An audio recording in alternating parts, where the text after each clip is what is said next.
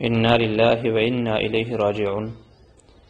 بعض احباب کے ذریعے سے معلوم پڑا ہے کہ شیر پنجاب امیر احرار حضرت مولانا حبیب الرحمن صاحب لدھیانوی علیہ الرحمہ شاہی امام جامع مسجد لدھیانہ کا ابھی انتقال ہو گیا ہے۔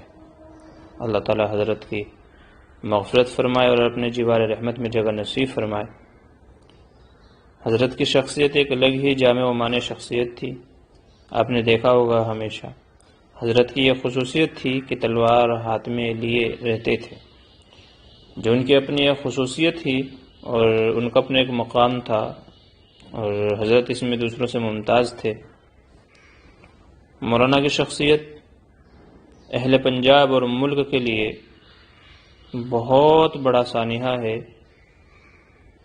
مولانا جب تک رہے پنجاب کے مسلمانوں کے لیے ایک ڈھال بن کر کے رہے۔ کئی سارے مسائل میں حضرت نے حق، بے باکی اور جرت کے ساتھ مسلمانوں کا جو موقف رہا ہے اس کو بیان کیا اور مسلمانوں کی طرف سے طرفداری کی۔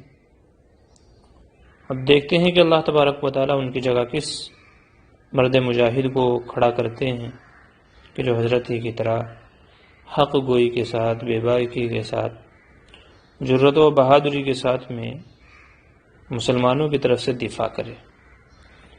حق تعالی شانہ آپ کو غریق رحمت کرے اور جملہ پسماندگان کو، خاص کر کے محترم مولانا عثمان لدھیانوی کو صبر جمیل کی توفیق نصیب فرمائے۔